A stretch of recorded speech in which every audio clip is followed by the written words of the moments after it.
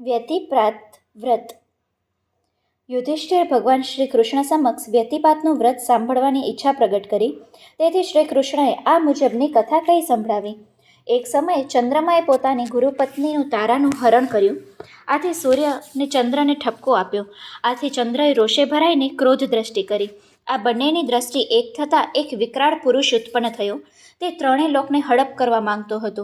આથી સૂર્ય અને ચંદ્રએ તેને રોક્યો અને કહ્યું, અમારી દ્રષ્ટિના અતિ તેજથી તું પ્રગટ થયો છે, જેથી તારું નામ વ્યતીત રહેશે. તને પૂજનાર મનુષ્યવાન, પુત્રવાન, આયુષ્યવાન, ધનવાન અને આરોગ્યવાન થશે. માર્કંડે મુનિએ યુધિષ્ઠિરને વ્યતિપાત વ્રતની કથા કહેલ. એક વૈશ્ય પાસે અઢળક ધન હતું. વ્યતિપાત પર્વ ચાલતું હતું, છતાં તે વૈશ્ય એક ગરીબ બ્રાહ્મણને ભિક્ષા માંગવા આવેલ તેને કંઈ પણ આપ્યું નહીં અને ઉપરથી અપમાન કરી.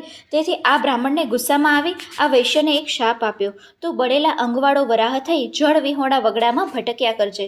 વૈશ્યને પોતાના કાર્યનું ભાન થતાં પસ્તાવો થયો.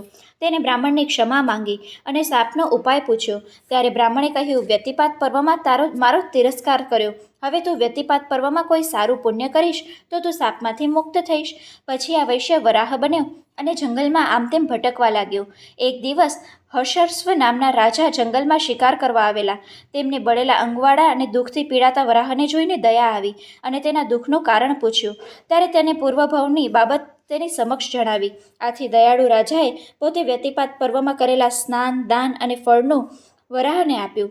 આથી વરાહ તરત દિવ્ય રૂપવાળો થઈ સ્વર્ગે ગયો.